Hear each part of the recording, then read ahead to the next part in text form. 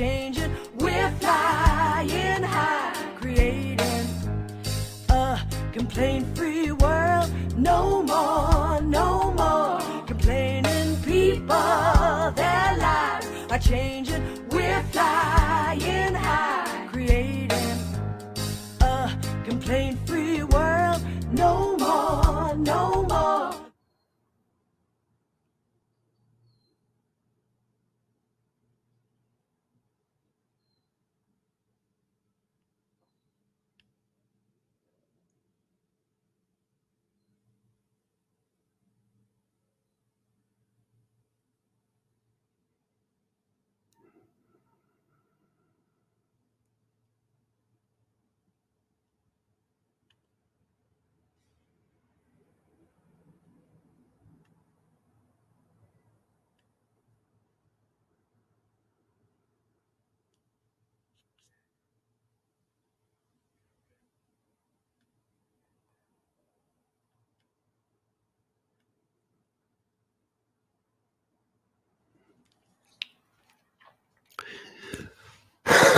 Thank you. I chose to begin with silence this morning because I know that we are all struggling with what happened in Boulder yesterday. And I'm going to tell you some, well, I'm not going to tell you what I'm going to tell you. I'm just going to tell you.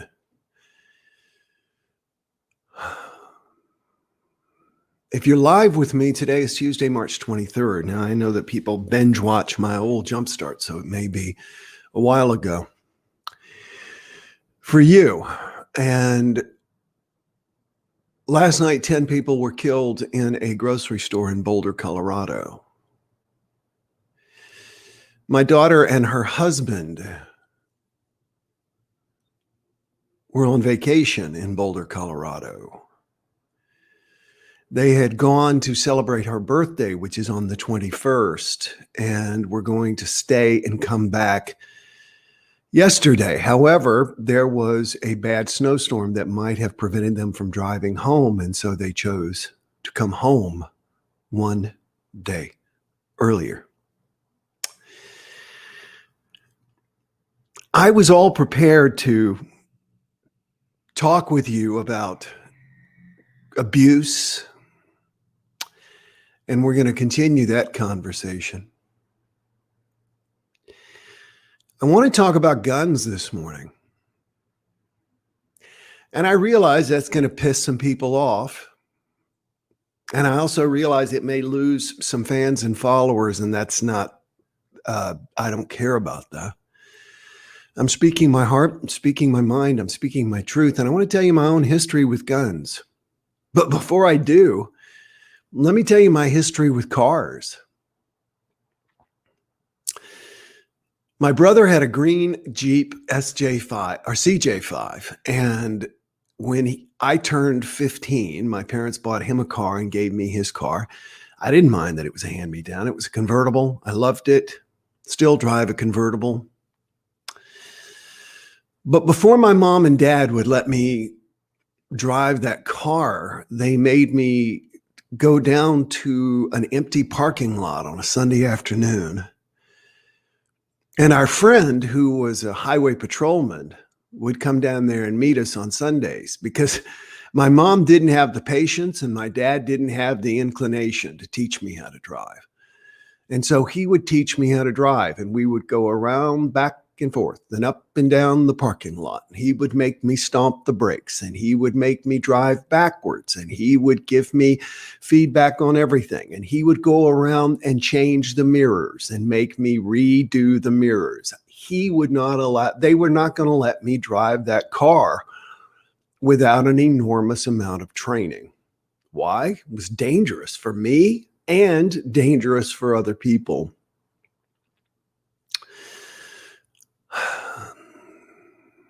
I remember that in South Carolina at the time, you could get your driver's license when you were 15, and you could drive during the day only after you had, it was 6 months that you had to have a parent drive with you. Your parents had to then go down and sign, basically taking authority for you.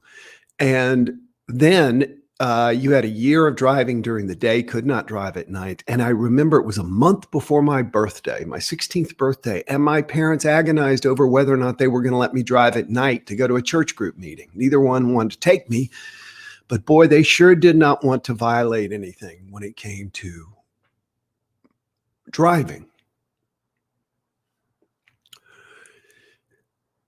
However, back in the 70s, when I was 15, 16, 17, 18 years old, biggest movie at the box office was Dirty Harry and all of its various spinoffs, Magnum Force and all that. Watched them all, loved them all. And so I wanted a gun. I saw Beretta and I wanted a Parrot. I saw Magnum Force and I wanted a gun. Now, I think it was illegal at that point in South Carolina to buy a gun if you were 18, but you could buy a gun and give it to somebody. And so my mom and dad bought me a Smith & Wesson 357 Magnum. And unlike the car for which I was trained for so long before I was allowed to use it, it was handed to me. And my friend Bill and I used to go down by the river, and he had a 44 Magnum. And by the way, these were long guns, so they were target guns. There's something here, y'all. There is something here. By the way, I wanted to tell you what happened to that gun. I shot it for several years, and then I kept it hidden away by my bed in case anyone broke in at night. And then I finally sold it. You know why I sold it?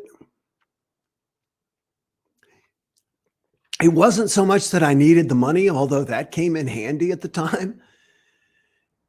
It was because I was having constant nightmares. Here was the nightmare that I was constantly having. I'm lying in bed with my wife. My daughter is asleep down the hall, and I hear a noise. Now, this is a nightmare. This is not true. And the noise is someone entering the house and coming up the stairs. Well, I'm okay because I have a gun. It's loaded.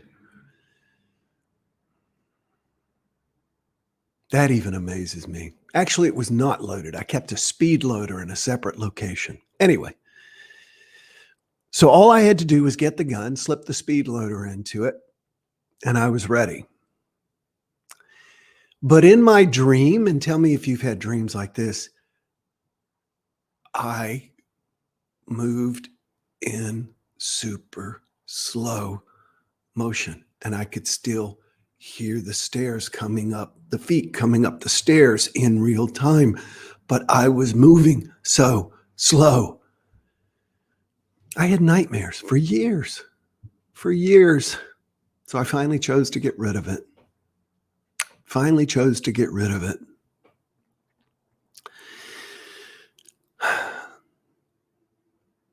My friend who I used to go shoot with, who had the 44 Magnum, I just talked to him right before I did this because I wanted to.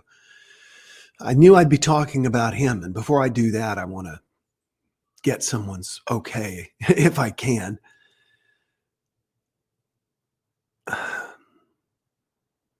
He still shoots. He's an active and avid hunter. And he texts me, and I'm vegan. And I don't care. I don't care that he shoots, et cetera, et cetera, et cetera. He's got some, fancy guns and some expensive guns, and he collects guns.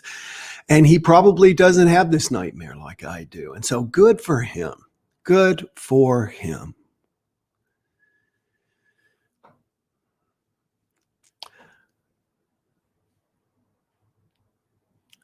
I knew that whatever I had to say today would touch off some people. And as I'm looking at some of your comments, I won't honor your comments by posting them.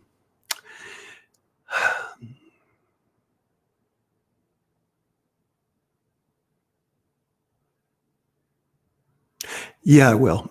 Jay, your comment, 3,000 babies were aborted yesterday. That's called whataboutism, and it's a way of not addressing an issue. So you're welcome to private message me about abortion, etc. That's not what this conversation's about.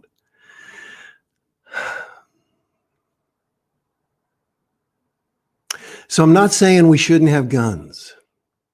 I'm not saying we shouldn't have guns. However, this morning I did get up and I looked up the Second Amendment to the Constitution. I had to memorize the First Amendment because I was a journalism student.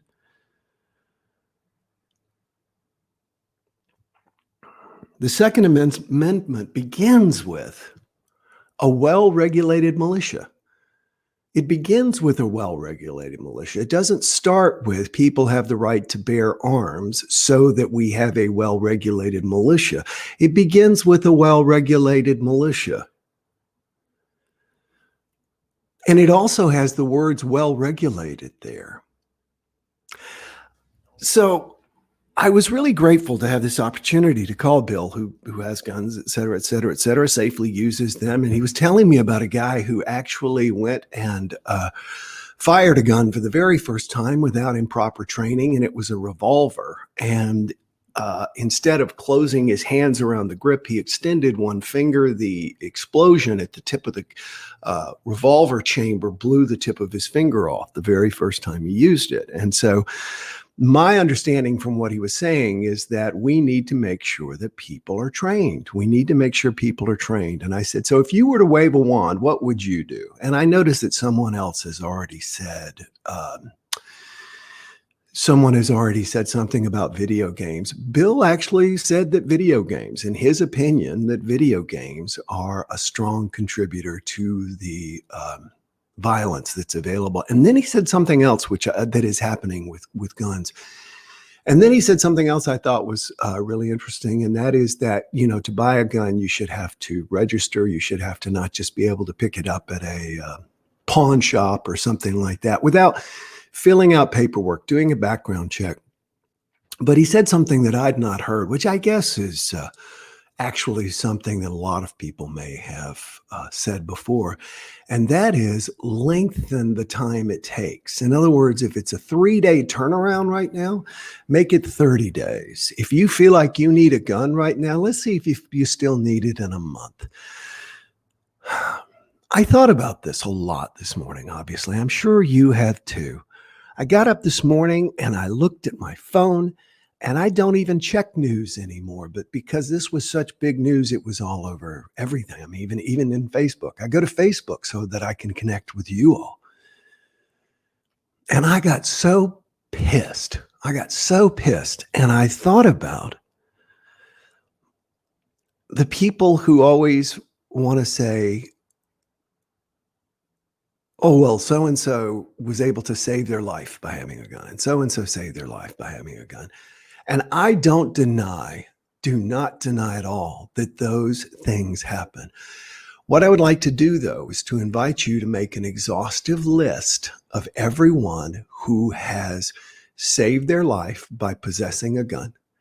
And then let's make a list of everyone who has lost their life because they or someone else has a gun. And I also know that we're not comparing apples to apples. Other countries don't have this, y'all. And I know we've looked at this a lot, but there's a gun culture in the United States. And there is a gun, almost people consider their guns sacred rather than tools. You know what I mean? I've got a great drum set and I love it. And it's a tool. I wonder if maybe it's lobbying too. It's because my dad was a lobbyist, so it's trying to convince people that, the idea that people are going to come and take your gun, and so it makes you scared, and it actually drives gun sales. Y'all, I don't have an answer to this. I just know that we're all angry this morning and we're all hurting. So one of the things that I do is I look for political candidates who may see guns as a tool that you might go harvesting food if you're a hunter, but not people who just think that Any gun, any age, anything. It just doesn't make sense. It still astounds me that my parents put me through so much training to drive a car, and yet I had no training and was handed a gun before I was legally able or should have had one. I'm glancing over at your comments. I'm shaking this morning, y'all. My hands are shaking. I'm sweating. I'm wearing a hoodie because it's a little chilly, but I'm sweating. I do agree with, I'm going to throw Linda's up here and I want to comment on this, okay? I watched a video yesterday. Somehow it was in my feed and read it. And I couldn't believe it because I keep my stuff really positive, but it was what happens when you forget you're not playing a video game anymore. And some young man mouthed off to a guy walking by. The guy was in a car and the young man said something to him. And the guy just went over, and before he could reel the window up, the other guy had pulled him out of the car. I think you're right. There is a desensitization going on with video games. Now, I used to play violent video games. All right. I played Doom. Doom was my game.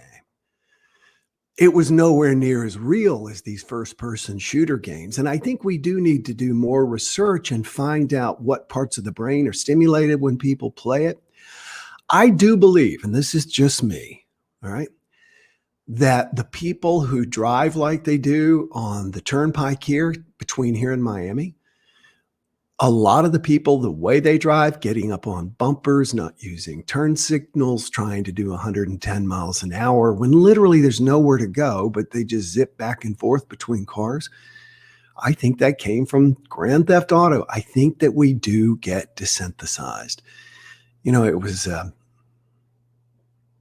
what's his name? I can't think of his, Waitley. Dennis Waitley said that if a 30-second commercial can sell you a product, then can't a 30-second TV show sell you a lifestyle? And can't 3,000 hours of being exposed to a video game desensitize you? You know what? I'd love to hear all your comments now that I'm seeing them, so thank you. Yeah, Linda says too much. So sad, says Willow. Stop the madness.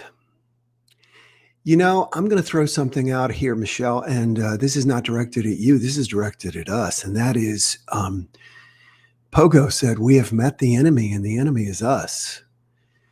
We need to take a good look at what other countries are doing and not doing, and do it soberly and not do so from a place of fear. Go ahead, Jay. I'll give you your second. 3,000 babies were aborted yesterday in the U.S., 2,990 more than this story. 2,500 real beating hearts ended. Let's unpack that. Do so. I invite you to do a Facebook Live. Send me a link, Jay, and I will watch it. How's that? Sounds good. Kids are growing up getting desensitized. We talked about that. Actually, I don't think this is a place for that comment. Yep, I agree. Grateful for your measured tones and honest truth. It's all about responsibility, says Willow. Yep. Hey, Jerome. Grateful for your vulnerability. It's important to normalize conversations like this. Thanks, Alex. Thanks, man. Tina, grateful to be alive. May the angels lead them to paradise. All right. Let's see. I see a long comment from Ed. Want to get to what he says. Such wisdom, keeping in present time rather than unreality. Mimo, I believe we need more support for everyone concerning mental health. You know what? I absolutely agree. Yes. The money we spend, and it's like, I was thinking about this morning. No wonder cops are scared.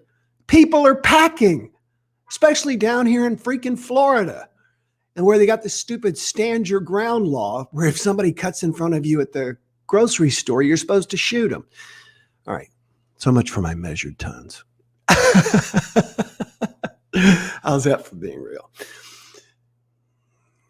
In countries like Switzerland, it says every citizen has a rifle, but then every citizen participates in military service, and they keep the weapon that is given to them. I think that's what our forefathers had in mind. It is then put away and almost never picked up. Training, training, training. They understand and respect the training and the weapon as a tool. Way to go. Actually, I agree with violent video games, music, and movies. It desensitizes people. It's okay every time and a while, but it should be balanced out with positive, peaceful, and uplifting entertainment instead. I agree, and I wanted to address something. One of the issues we're dealing with right now is, I forget the term,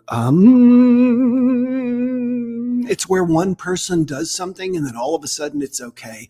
And so many more people do it as well. And I think that what happened in Sandy Hook, I think that we are getting desensitized to this. And we shouldn't. We shouldn't. We shouldn't. Meanwhile, you're welcome. I was scared to death before I did this. Thank you for being brave enough to discuss this. I was, because I wanted to make sure I did get measured, keep measured tones. Tina says, thank you for your honesty about a delicacy.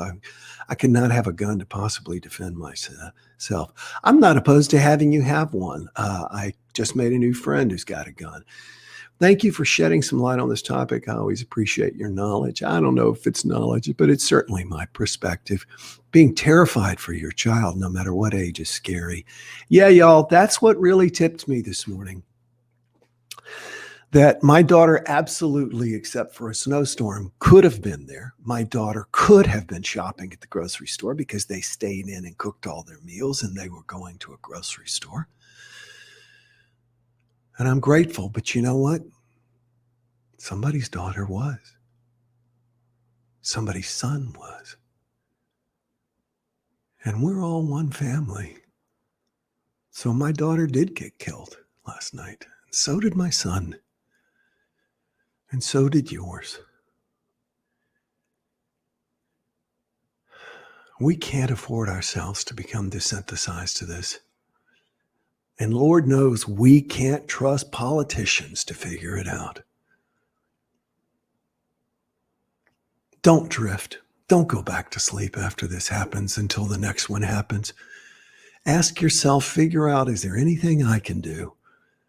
And do it. Thanks so much.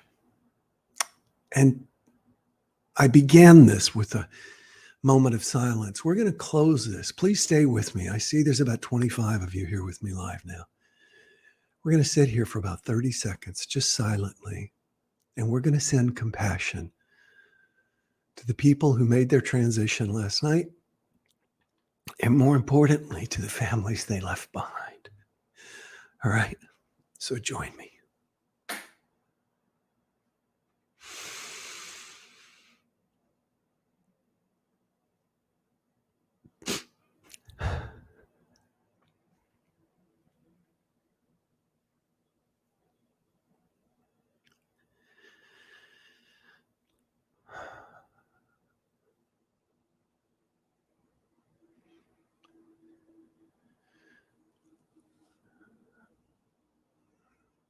Remember that the word compassion means a keen awareness of the suffering of another, coupled with a desire to see it relieved. Let's never lose that desire to see this relieved until this no longer becomes a regular occurrence in our society. Thanks, everybody. Love you, and I'll see you tomorrow.